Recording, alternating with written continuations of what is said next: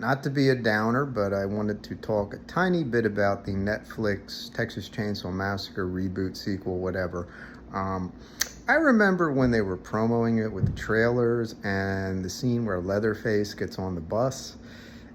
Was swinging a chainsaw, acting all crazy like Leatherface does, and one of the kids on the bus says, "You're canceled," and takes a picture of him with a cell phone, smartphone.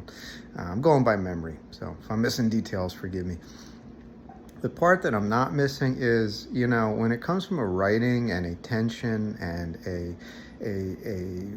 ability to build your villain, there's really nothing worse than cutting your villain's legs off by not taking him seriously. And for me, that really killed the movie for me before I even saw it. Now, of course, it was successful. Everybody watched it. They downloaded it or whatever. Texas Chainsaw Massacre has been around forever, and if you subscribe to Netflix, you're going to be like me. You're going to watch it because you already paid for it. Doesn't necessarily mean you're going to like it. And, that film had tons of problems with it. I'm not going to get into all of them. But from a screenwriting, from a writing perspective, focus and clarity is very important. And that doesn't only refer to how sharp the plot is, it also reflects the tone. And when you have misplaced humor, it can really hurt a movie. The second film in the It reboot, oh boy, really unnecessary one-liners that really detracted a lot from the dramatic and the horror subtext of the film, or not subtext, the overt horror elements. When you're setting up a horror movie, trying to set up scares, and then all of a sudden out of the blue you have laughs that don't fit, yeah, that kind of hurts. It hurts the story. It really takes you out of everything.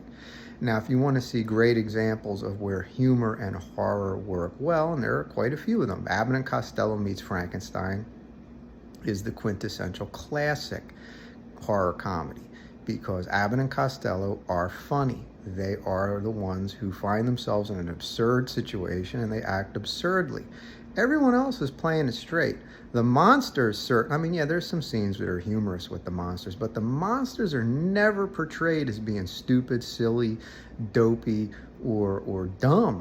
They maintain what makes them scary. And if you remove Abbott and Costello out of it, you have one of the better universal horror movies that you could see. I think it's better than House of Frankenstein and House of Dracula from a storytelling and from a scare perspective.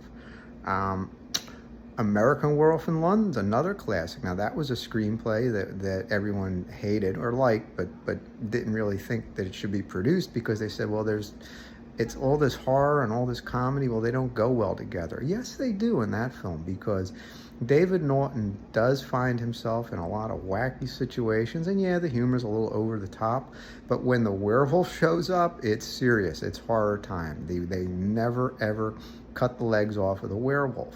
And in Leatherface, that's kind of the problem, one of the many problems.